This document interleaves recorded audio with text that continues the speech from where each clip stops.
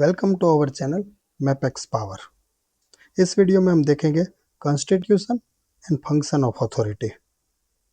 मैं एक बात आपको श्योरिटी से बता सकता हूँ कि ये वीडियो आपने पूरा देख लिया तो आपको पता चल जाएगा कि अथॉरिटी में कितने मेंबर होता है, कौन सिलेक्ट करता है, कितना सैलरी रहता है, उसका क्वालिफिकेशन क्या रहता है, उसका फंक्शन क्या है, ड्यूटी क्या है, अथॉरिटी के पास क्या क्या पावर है। चलो हम देखते हैं इलेक्ट्रिसिटी एक्ट के माध्यम से। इलेक्ट्रिसिटी एक्ट के पार्ट 9 में सेंट्रल इलेक्ट्रिसिटी अथॉरिटी के बारे में बताया है, उसका constitution and function. Section 17 constitution. There shall be a body to be called the central electricity authority to exercise such function and perform such duties as are assigned to it under this act.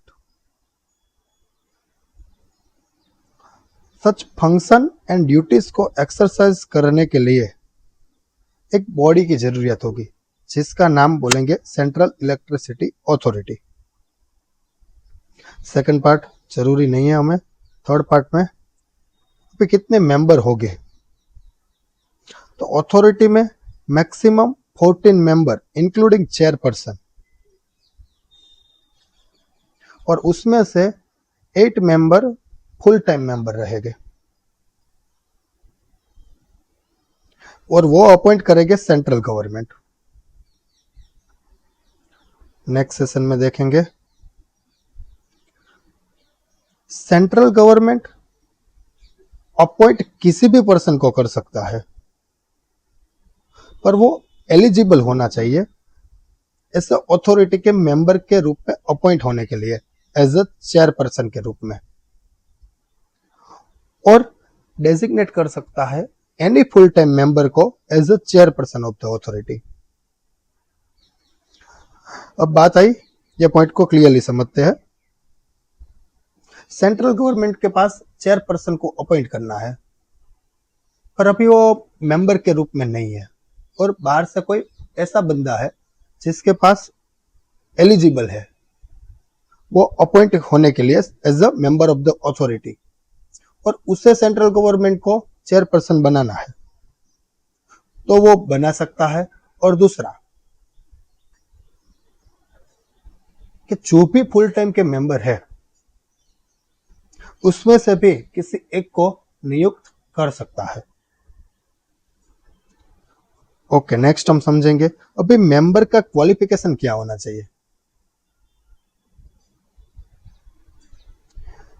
कि जिसके पास ability हो, integrity हो, और standing, वो have a knowledge of and adequate experience and capacity in dealing with problems relating to engineering, finance, commerce, economic and industrial matter में।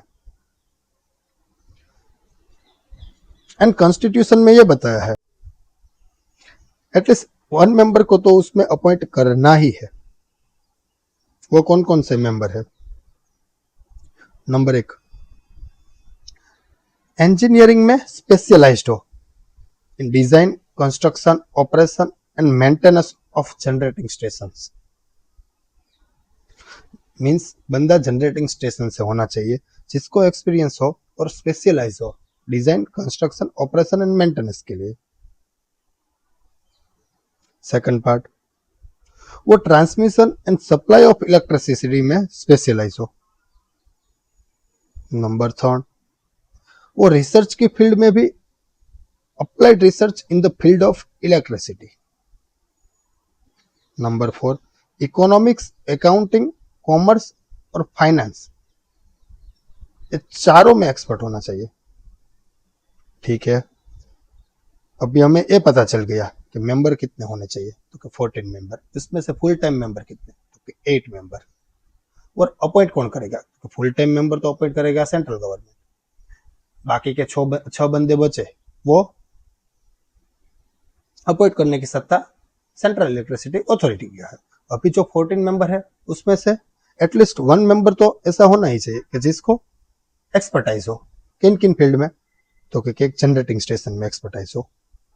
दूसरा, transmission and supply of electricity में expert हो। तीसरा, field of electricity में research के लिए, applied research in the field of electricity में होना चाहिए। नंबर 4, इकोनॉमिक्स, अकाउंटिंग, कॉमर्स और फाइनेंस का बंदा होना चाहिए। ठीक है, अभी नेक्स्ट आते हैं,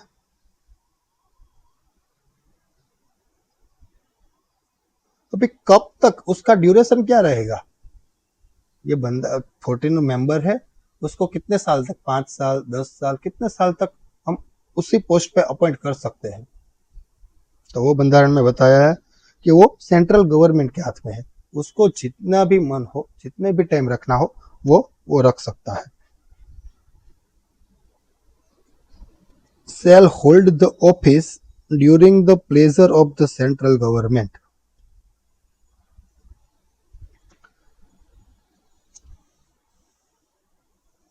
अभी चेयरपर्सन को chief executive of the authority भी बोल सकते हैं, वो अथॉरिटी का मेन पर्सन रहेगा।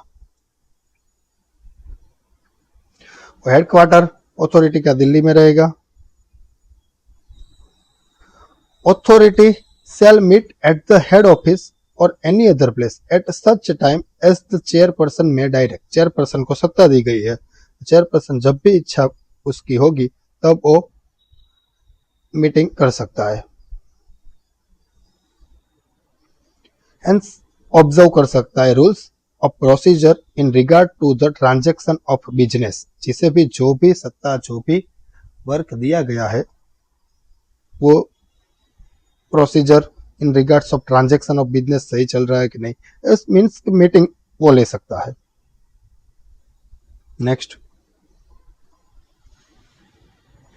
अभी चेयरपर्सन वो मीटिंग अटेंड नहीं कर सकते हैं तो क्या करेंगे। तो कॉन्स्टिट्यूशन में बताया है, अभी वो एब्सेंस होगा तो any member chosen by the member present, कोई भी मेंबर, जो भी मेंबर प्रेजेंट है उसमें से कोई भी एक बंदा प्रिसाइड करेगा। वो चूज कौन करेगा, चूज कौन करेंगे, तो any member chosen by the member present, जो भी मेंबर प्रेजेंट है मीटिंग के लिए उसमें से ही कोई भी एक बंदा को चूज करेंगे, और चूज करेगा वो प्रेजेंट मेंबर ही।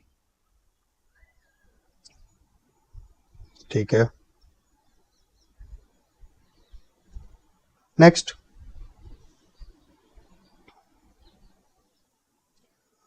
ऑल क्वेश्चन, जो भी अभी मीटिंग हुई,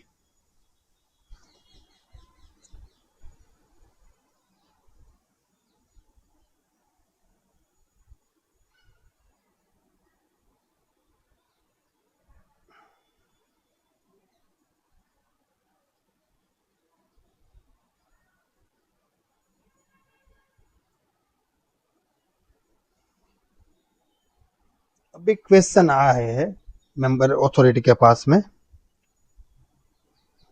तो उसका डिसीजन के लिए क्या करना पड़ेगा।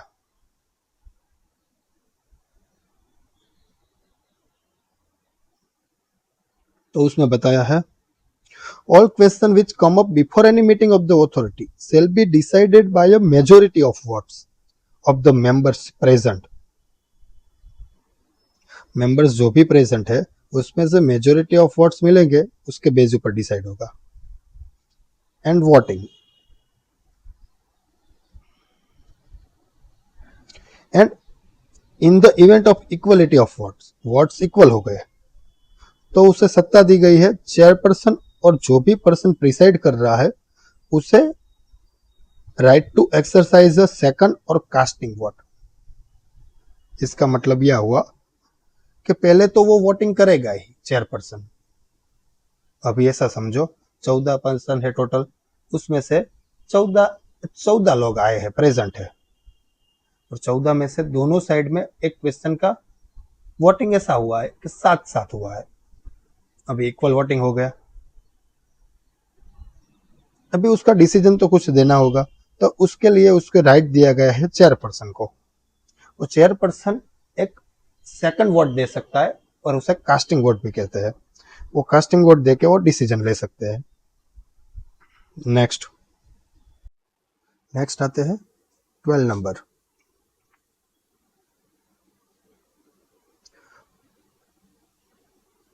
अथॉरिटी ने कोई भी ऑर्डर और डिसीजन फाइनल किया है, अभी उसे ऑथेंटिक करने के लिए चेयरपर्सन एक बंदा को ऑथोराइज करेगा।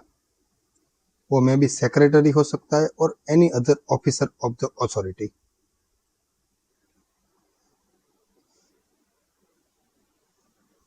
वो उस ऑर्डर को ऑथेंटिकेटेड करेगा।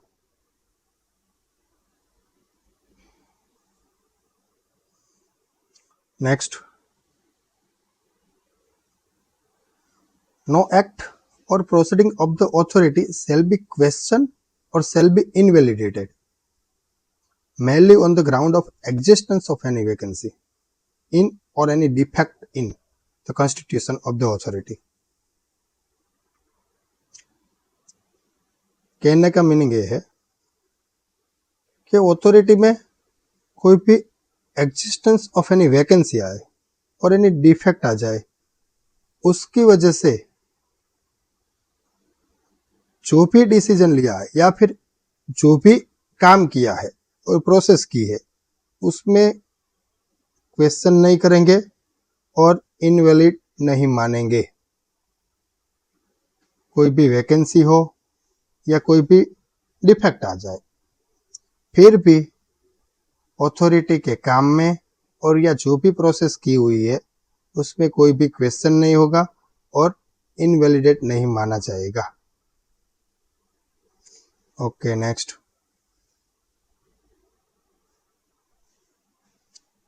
अभी आते हैं सैलरी। सैलरी कितनी होगी और को कौन डिसाइड करेगा?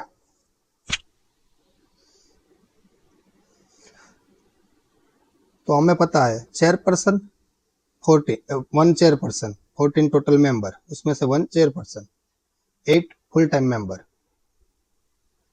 मैक्सिमम टोटल 9 लोग हो गए जो as a full time member के तौर पे काम करेंगे।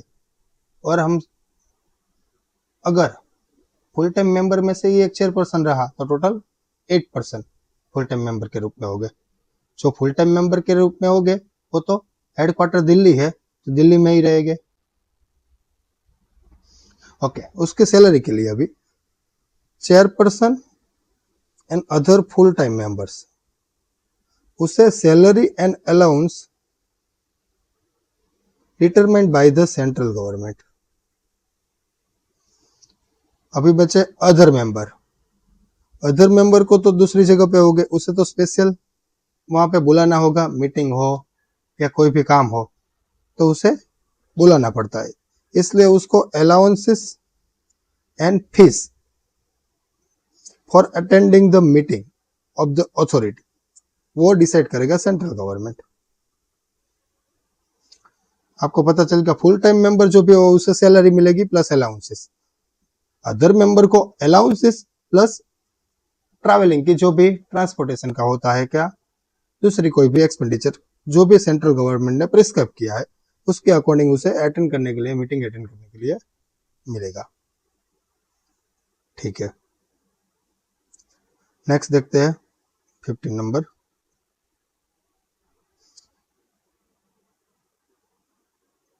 Other terms and condition of services of the chairperson and other member including members of the authority including chairperson and member of the authority was subject to the provision of subsection 6. The terms of office shall be such as the central government may prescribe. Central government prescribe करेगा वैसे उसकी terms and condition रहेगी of services की, कितने time तक काम करेगा वो, और अदर जो भी terms and condition central government को प्रिस्क्राइब करनी है कि भाई इतनी टाइम पीरियड तक काम कर सकता है, या दूसरा जो भी उसको इंक्लूड करना है टर्म्स एंड कंडीशन वो सेंट्रल गवर्नमेंट प्रिस्क्राइब करेगा। सब सेक्शन 6 नंबर ऑलरेडी हमने पढ़ा है, वो 6 नंबर है सेंट्रल गवर्नमेंट की ड्यूरिंग द होल्ड, कितने टाइम तक मेंबर को ऑफिस होल्ड करना है उसके बारे में था।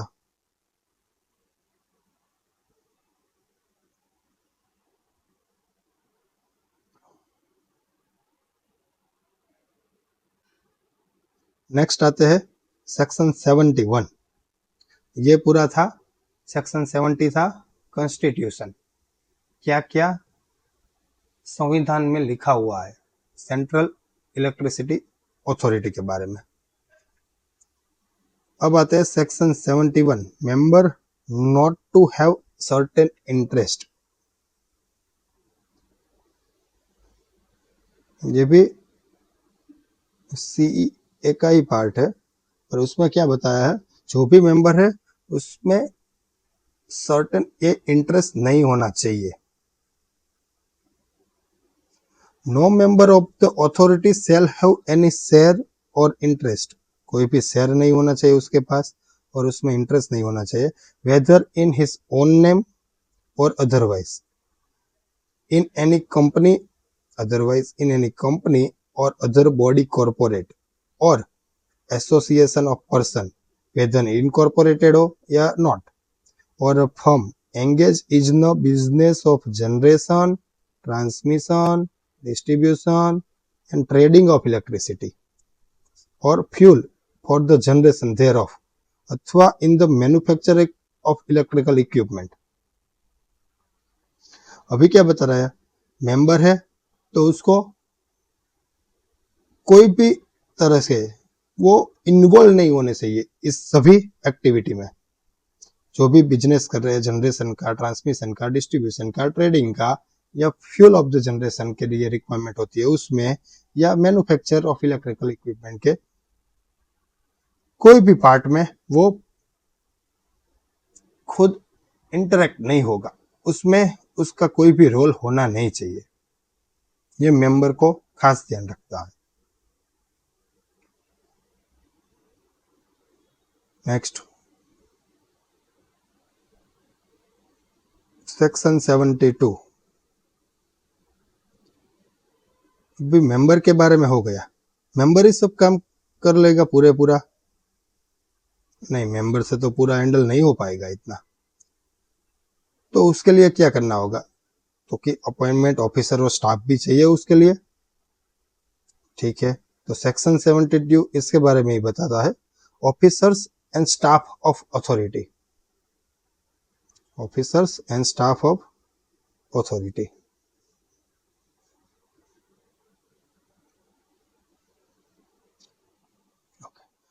The authority may appoint a secretary and such other officers and employees as it considers necessary for the performance of its function under this act, and on such terms as to salary, remuneration, fee, allowance, pension, leave and gratuity, as the authority may in consultation with the central government fix।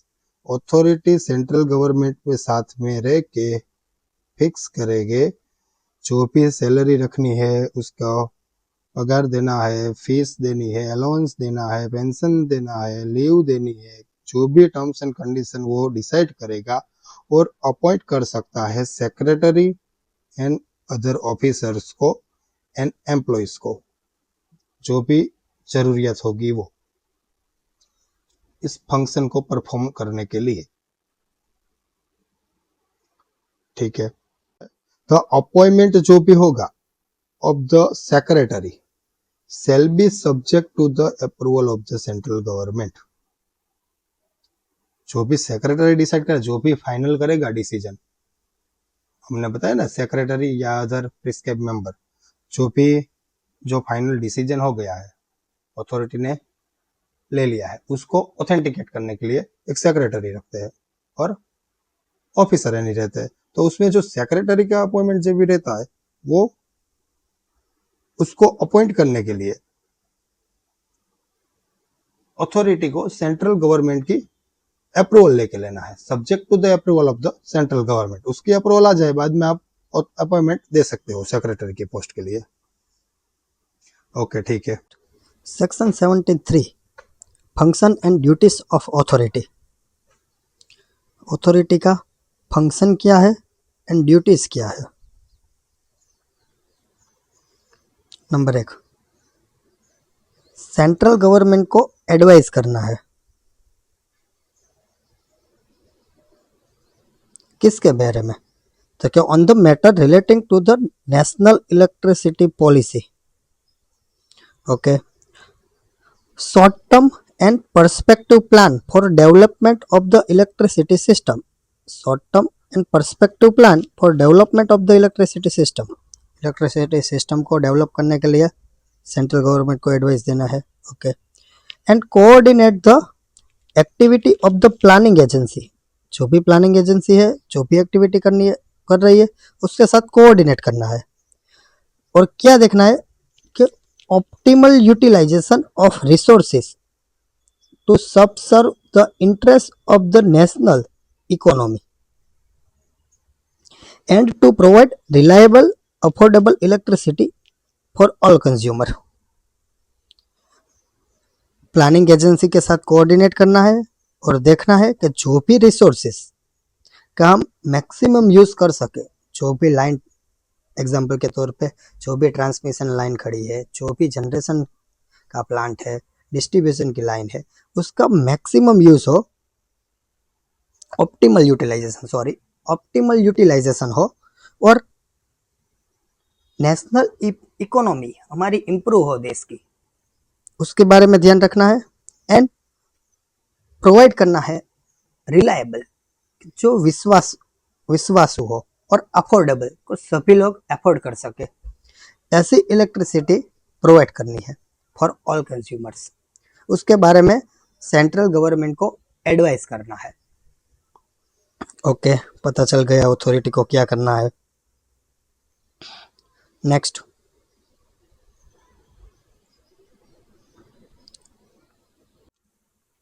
एक तो technical standard specify करना है, safety requirement specify करनी है, grid standard को specify करना है, specify the condition for installation of meters for transmission and supply of electricity. Condition को स्पेसिफाई करना है. स्पेसिफाई मीन्स कि उसका स्टैंडर्ड बनाना है कुछ, कि भाई ऐसे ये पैरामीटर है, उसको देखना है. ठीक है. Next, promote and assist in the timely completion of scheme and projects for improving and augmenting the electrical system. Electrical system को इम्प्रूव एंड ऑगमेंट करने के लिए प्रमोट करना है एंड इन्हें असिस्ट भी करना है कि टाइमली कंप्लीट हो जाएगा प्रोजेक्ट और scheme.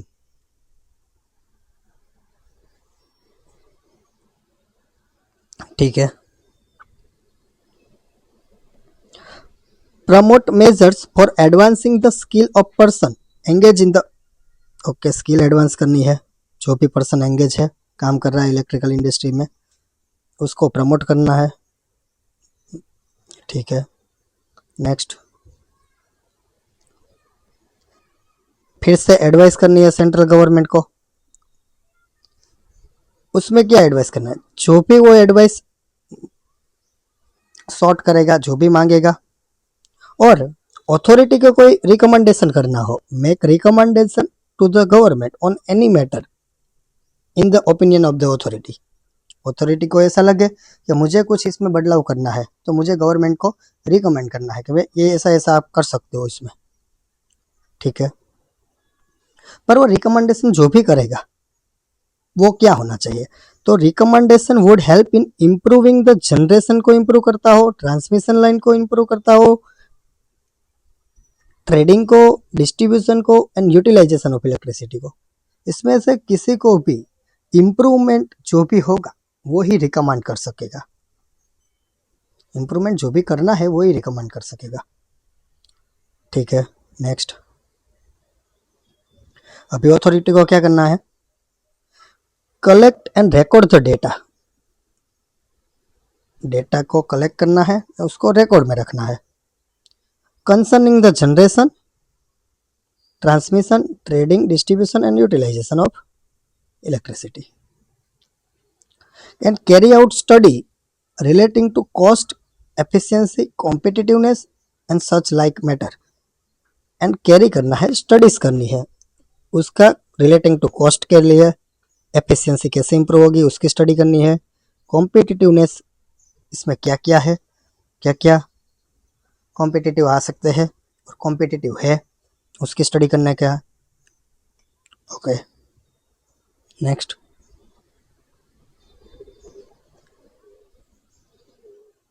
make public from time to time information secured under this act and provide for the publication of reports and investigation।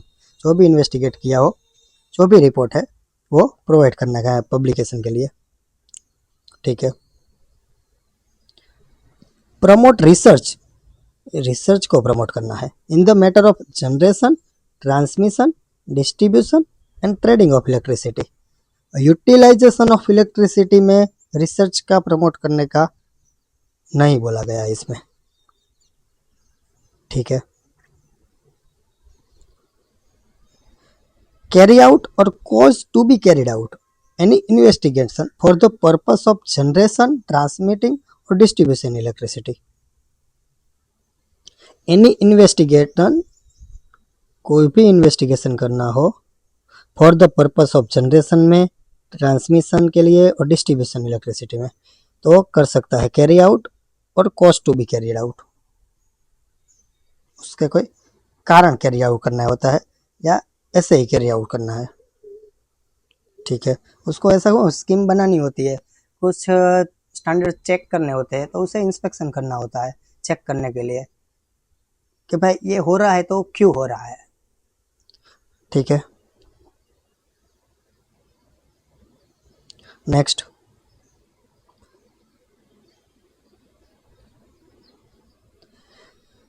Advice any state government. Central government तो government को तो advice कर ही रहे हैं, करना ही था, अभी एडवाइस स्टेट गवर्नमेंट को भी करना है, लाइसेंसेस को भी करना है और द जनरेटिंग कंपनी को on such matter which shall enable them to operate and maintain the electricity system. Operate and maintain the electricity system को ऑपरेट एंड मेंटेन करने के लिए जो भी एडवाइस की जरूरत हो या उसको इनेबल करवाना हो तो उसे एडवाइस देना है अंडर देयर ओनरशिप और control in an improve manner and when necessary in coordination with any other government. अभी एनी अदर गवर्नमेंट के साथ कोऑर्डिनेशन करना है। एक गवर्नमेंट स्टेट गवर्नमेंट में ट्रांसमिशन लाइन जा रही है, वो दूसरे गवर्नमेंट दूसरी एरिया में भी जा रहे हैं, मीन्स के उसका गवर्नमेंट अलग है, अलग स्टेट है, तो उसके साथ में रहकर कोऑर्डिनेशन करना है। लाइसेंसी दूसरी होगी तो उसके साथ भी कोऑर्डिनेशन, और any other generating company owning और having the control of another electrical system, तो उसके साथ में कोऑर्डिनेशन का काम भी करेगा और एडवाइस देगा। Next, advice the appropriate commission and appropriate government on all technical matters relating to generation, transmission and distribution of electricity।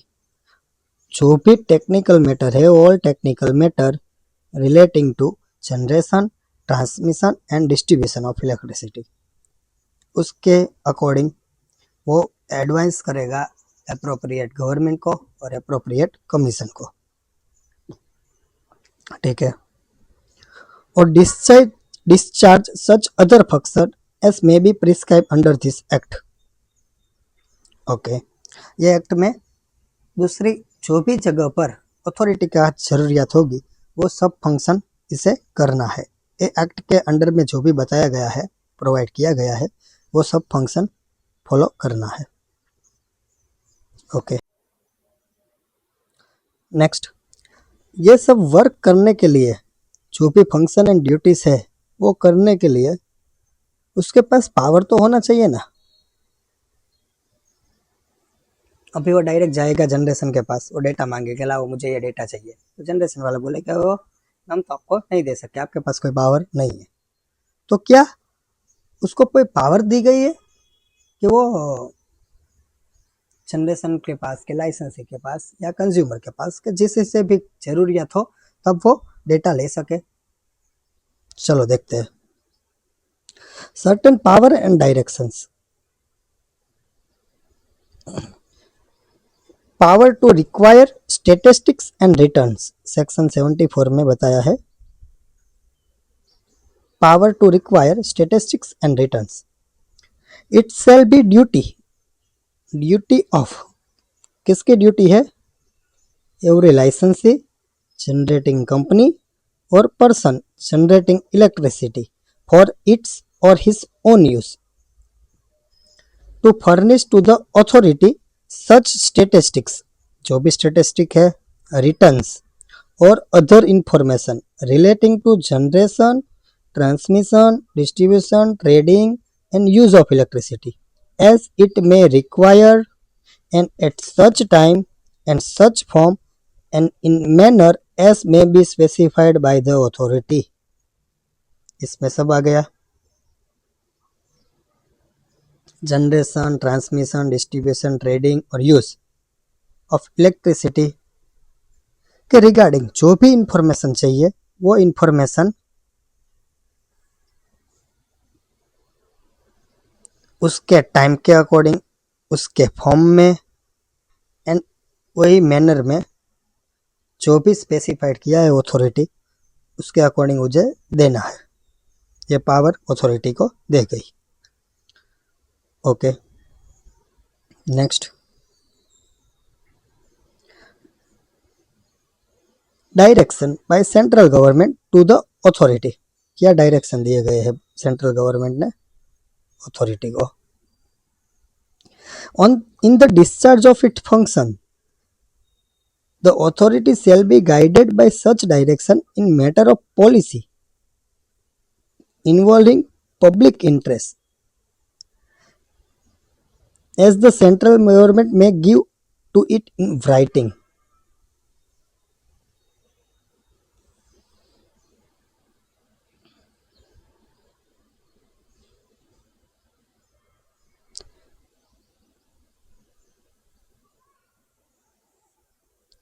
Guide करना है bye such direction through matter of policy जो भी पब्लिक इंटरेस्ट में involve कर रही है जैसे कि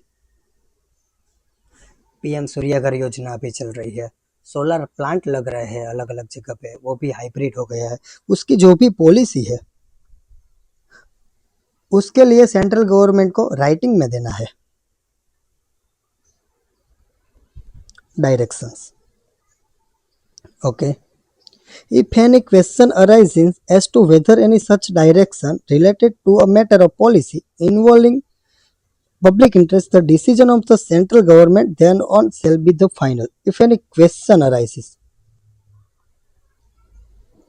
as to whether any such direction relates to a matter of policy, policy के रिलेशन कोई भी मैटर चल रहा है उस पर कोई भी क्वेश्चन आया पॉलिसी रिटन में दे दिया सेंट्रल गवर्नमेंट को अथॉरिटी ने अभी वो अथॉरिटी का क्वेश्चन कोई भी आ रहा है